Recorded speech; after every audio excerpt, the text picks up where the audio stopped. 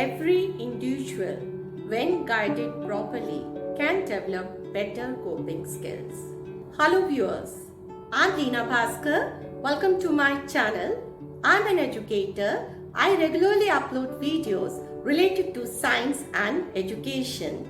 So in this video, we are going to see that how teacher can act as a facilitator and help the students to develop better coping skills at school level. So let's see 7 ways by which you can reach out to your students when they really need you the most.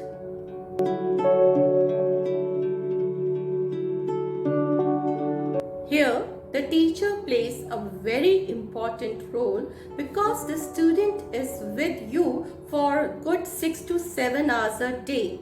So the teacher should be the first one to raise an alarm if she finds any kind of behavioral or emotional deviations. For example, the child is not interacting with his peers or classmates. Suddenly he has started doing this, or he has become overtly aggressive over past few days, or he is showing some mood swings or throwing tantrums. So teacher should be the first one to identify any such kind of issues or problems.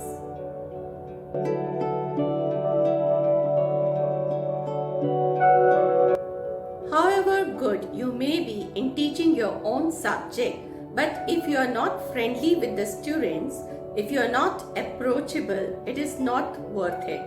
Students should feel comfortable in your presence, and this can be done in 2 ways.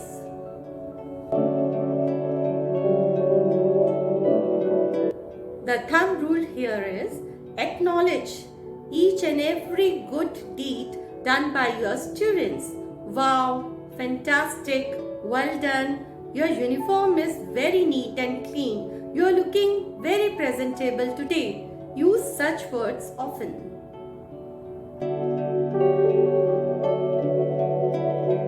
Do you remember? As a child, you would easily come to know whether your teacher was in a good mood or not by simply looking at her face.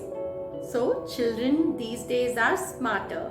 So, they can make out by your facial expressions. Always wear a smile, maintain eye contact, and lean towards the students when you are talking to them. They should feel that they are being heard, and use non-verbal gestures like a thumbs up or claps.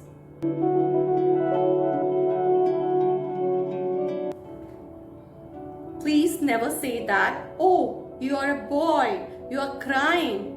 Rather, you should say, it's okay to cry if you are upset about something. It's okay to be angry if you think something wrong has happened with you. Have a heart-to-heart talk with the students. Let them vent out their feelings.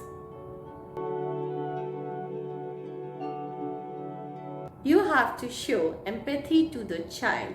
You have to put yourself in his shoes. Then only he is going to confide in you. For example, if he is telling you about a heated argument between himself and his mother about something, then rather than you saying, how dare you speak to your mother like this, you should use paraphrasing. You should listen to him carefully, and after that, you should keep repeating simultaneously, okay, so you want to tell me that your mother did not agree with your idea of going out with your friends, so that he feels that you are listening patiently to him, he is being heard, and you are there to solve his problem.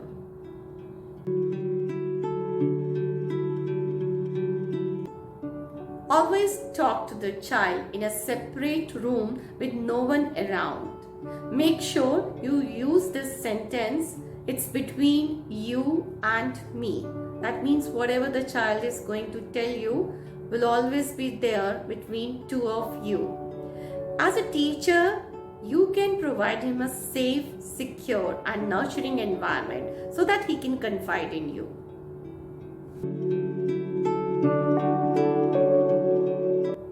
Always work on the things and situations which can be controlled.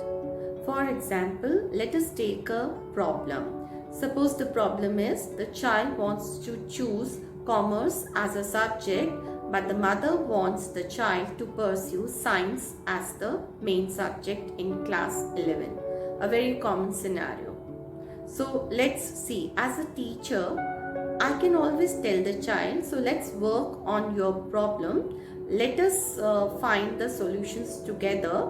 So I'm going to give you 2-3 options and you can choose whichever you feel that it works best for you. Always give him an option.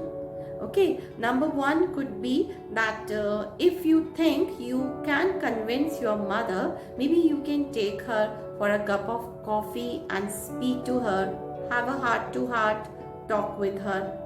And if you're not comfortable with this and you rely on your father or your grandparents, if you are very friendly with your grandparents, maybe you can, the second option could be, you can tell your grandparents or your father to talk to your mother about it.